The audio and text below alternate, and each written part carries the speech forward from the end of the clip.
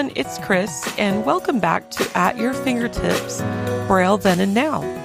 I have a topic for you today that I hope will be really encouraging, and I want to offer this to people who are just starting to learn to read Braille, and people in the midst of their Braille journey, and then perhaps people who have been reading for quite a long time.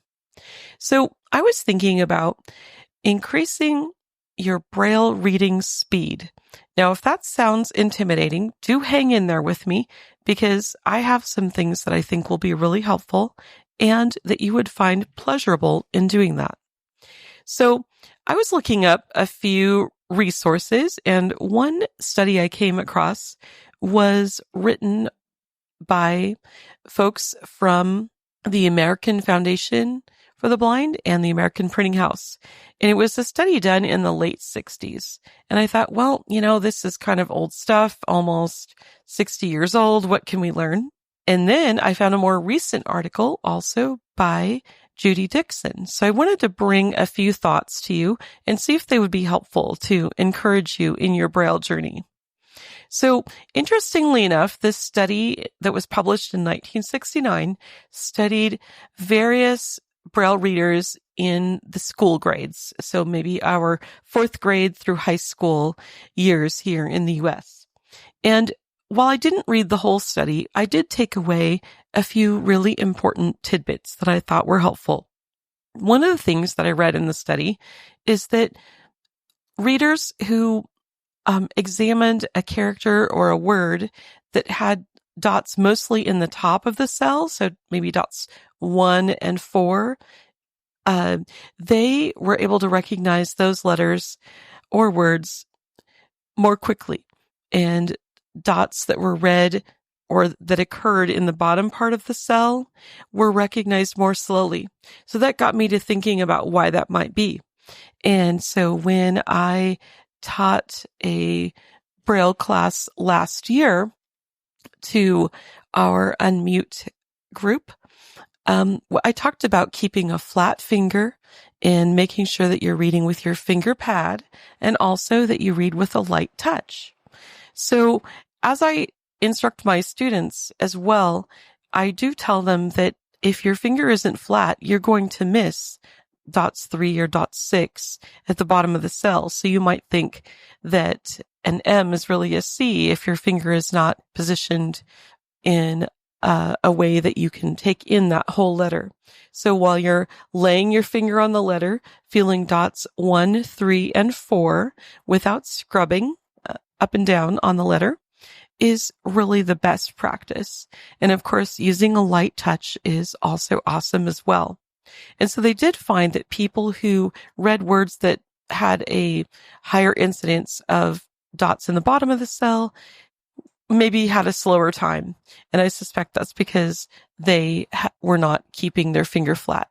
Also, if words were unfamiliar, people who felt more comfortable with Braille, uncontracted Braille, read the words more easily if it was uncontracted than if the word that was unfamiliar was containing contractions. And then, of course, those folks that felt more comfortable with contracted Braille, maybe it didn't matter so much. But unfamiliar words were easier for more beginning Braille readers to read if they were all spelled out. And that being said, those were a few takeaways from that study. I also read an article by a gentleman who taught at the Louisiana School for the Blind, or Center for the Blind, rather. And he was talking about this two-handed reading technique. Now, I wasn't taught to read with two hands by anyone in particular. I just did it naturally. And I'm a lifelong Braille reader. So what I did sort of instinctively was, of course, reading paper Braille because we didn't have Braille displays in about 1970 when I was learning Braille. But using two hands, I would start the line with my left hand. I would finish it with my right hand. And then while the right hand was finishing, I was going down to the next line to find the next line itself so I could continue reading fluently. And this is called the scissors technique, apparently. So it's kind of like left, right, move your left, read the first part of the line to, with your left hand, finish it with your right hand, move your left hand down. So you're in constant motion. And while that sounds really daunting, you could do a little exercise. If you have access to a Perkins Braille writer, you could have fun banging out a bunch of lines of, let's say, G's or X's, something that is consistent. So say it's a line of G's, and then you return, to the next line and, go down to the next line and write another line of G's and another line of G's and another line of G's. And then maybe you change it up and write a whole line of another character. And maybe you just practice tracking. So even though these are all the same characters, it gives your hands the feeling of constant movement, even if it's slower. Left, right, move down, left, right, move down, so forth. So sometimes I have people do some tracking practice like that, just so that they get that feeling of movement with their hands. So that being said, the fastest readers who read maybe almost 300 words a minute eventually did read with this scissor method. Also, people read several pages a day. And even if you start with a little kid's book and you say, okay, I'm going to read Red Fish, Blue Fish. I'm going to read that whole little book in a sitting. Or maybe you pick up a Dr. Seuss book or some other book that has repeated words in it, and you decide to read that little book. Count those as pages. They may not be full on, 25 lines on a page and, 30, 40 cells, across, but they're still pages and they still give you a feeling of accomplishment. So besides the scissors technique, I did, and that was mentioned in the article by the gentleman who taught at the Louisiana Center for the Blind. There's also a great article by Judy Dixon, and she recounts lots of ways to make sure that your Braille reading is efficient. Some of them I mentioned already, by keeping a flat finger, a light touch, and making sure that you're tracking. Reading paper Braille is going to be more challenging, perhaps, to some folks than reading on a Braille display. Now, that is something she mentioned later in the article, because as Braille displays have become more available, and especially if you are a patron of the National Library Service in the U.S., you're able to get one of these e-readers, which is a Braille display. I think that the nice thing about reading on a Braille display is that you have consistent Braille that's not worn out. If you have any problem with tactile discrimination or any neuropathy in your fingers, that is not an issue so much with the Braille displays, especially as I really think the Orbit displays that they provide, Orbit Research, that they produce, has the best signage quality Braille. And also, there's no issue with tracking because your finger can't wander to the next line because you only have one line. And so that's really great. I know one particular person that I know of chose to work with the Braille display because this person had some tremors and they found it a little bit tricky to read Braille with a little bit of tremor. And so having access to a Braille display that they couldn't wander off the line was really helpful. And so just reading,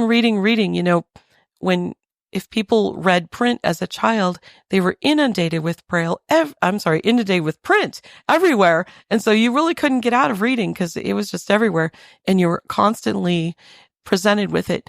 And the thing about reading Braille is that we all have to make an effort to read it every day, which can be more challenging for adults for whom Braille is not their first reading medium. So just finding ways to read it, finding ways to use it, reading and making labels, reading and writing down phone numbers or short notes, even having access to the good old Perkins Brailler and kind of banging it out, and then starting with something small. I know Judy Dixon had several suggestions, starting with something small, maybe making it interesting for yourself, reading with a friend.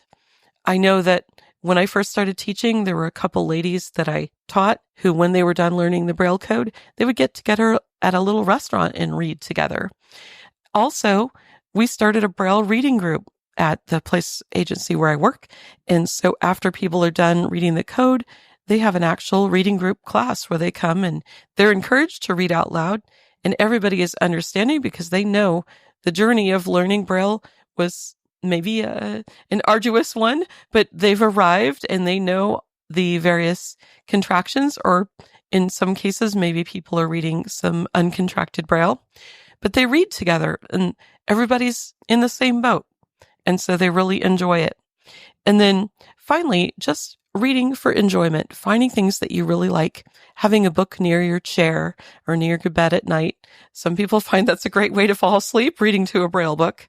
But there are so many great ways to maintain whatever level of Braille that you have.